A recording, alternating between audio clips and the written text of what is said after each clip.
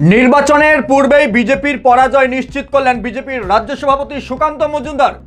পাশাপাশি বাম কংগ্রেসকে বিজেপির বি টিমের স্বীকারোক্তিও তিনি প্রকাশ করলেন এবং তৃণমূলের জয় নিশ্চিত করেছেন।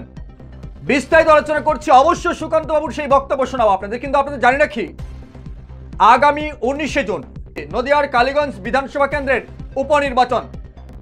নির্বাচনের পূর্বেই এবার বিজেপির রাজ্য সভাপতির মুখে নিজের দলের পরাজয় এবং বিজেপির বি টিম হয়ে যে বাম কংগ্রেস কাজ করছে সেটাও স্বীকারোক্তি করলেন।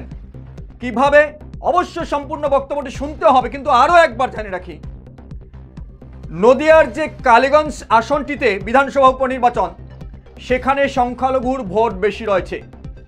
নিজেই বললেন বিজেপির রাজ্য সভাপতি, অর্থাৎ সংখ্যালঘুরা বিজেপিকে ভোট দেবে না, ফলে সেখানে তারা কিছুতেই জিততে পারবে না। তারা সমস্ত রকম শক্তি দিয়ে লড়াই করবে, কিন্তু তাদের পরাজয় তারা আগে ভাগেই বুঝে গেছেন।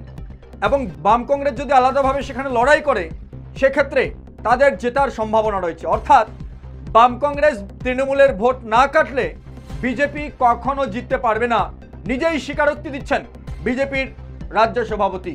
তবে একটা বিষয়, যারা বাম কংগ্রেসকে সেই আসনে ভোট দেওয়ার চিন্তাভাবনা করেছিল, তারাও কিন্তু এবার হয়তো সেখান থেকে সরে দাঁড়াবে। কারণ বিজেপি রাজ্য সভাপতির বক্তব্য থেকেই বোঝা যায় যে বাম কংগ্রেসকে ভোট দেওয়া মানে তৃণমূলকে দুর্বল করা, তৃণমূলকে দুর্বল করা মানেই কিন্তু বিজেপিকে শক্তিশালী করা, অর্থাৎ সেখানে বিজেপি ক্ষমতায় আসবে বা বিজেপি সেই আসনটি জিতবে।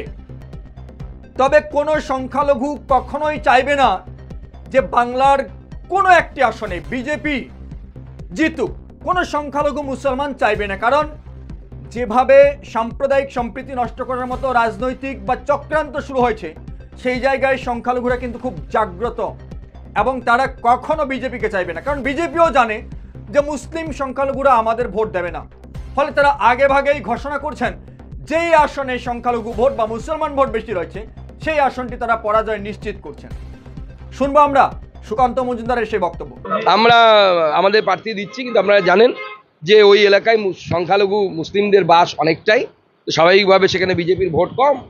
আমরা অস্বীকার করি না এটা, কিন্তু বিজেপি ফুল শক্তি দিয়ে লড়বে। এবং আমার বিশ্বাস, যদি বামপন্থী কংগ্রেস এরা যদি আলাদা আলাদা প্রার্থী দেয়, তাহলে বিজেপির জেতার সম্ভাবনাও আছে।